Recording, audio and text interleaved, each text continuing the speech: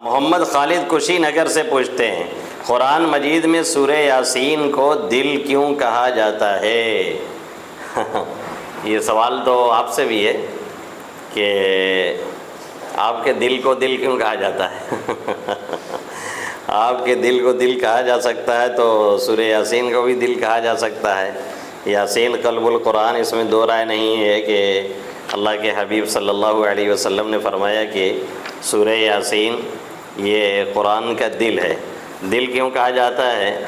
میں تھوڑا سا اس کی وضاحت معارف القرآن جلد 7 سے صفحہ نمبر 391 صفحہ نمبر 391 95 پہ امام غزالی رحمۃ اللہ علیہ نے فرمایا کہ سورہ یاسین کو قلب قرآن یعنی دل فرمانے کی یہ وجہ ہو سکتی ہے کہ اس صورت میں قیامت اور حشر و نشر کے مضامین خاص تفسیر اور بلاغت کے ساتھ آئے ہیں، اور اصول ایمان میں سے عقیدہ آخرت وہ چیز ہے جس پر انسان کے اعمال کی صحت اور اس کا دار و مدار ہے۔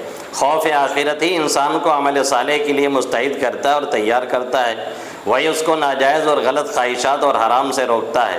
تو جس طرح جسم کی صحت دل کی صحت پر موقوف ہے، جسم تبھی ٹھیک ٹھاک رہے گا جب دل آپ کا ٹھیک رہے گا، اسی طرح ایمان آپ کا صحیح تب رہے گا جب آخرت کی فکر وغیرہ ٹھیک رہے گی۔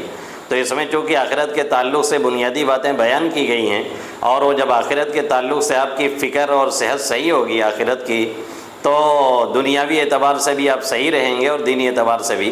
اس لیے اس کو قلب قرآن کہا جاتا ہے۔ جیسے جب آپ کا دل ٹھیک ہوتا ہے تو آپ کا جسم بھی ٹھیک ہوتا ہے، اور دل میں کوئی لیکن آ جائے تو پھر بڑا مسئلہ کھڑا ہو جاتا ہے، پوری باڈی صحیح ہونے کے باوجود بھی بیکار ہوتی ہے۔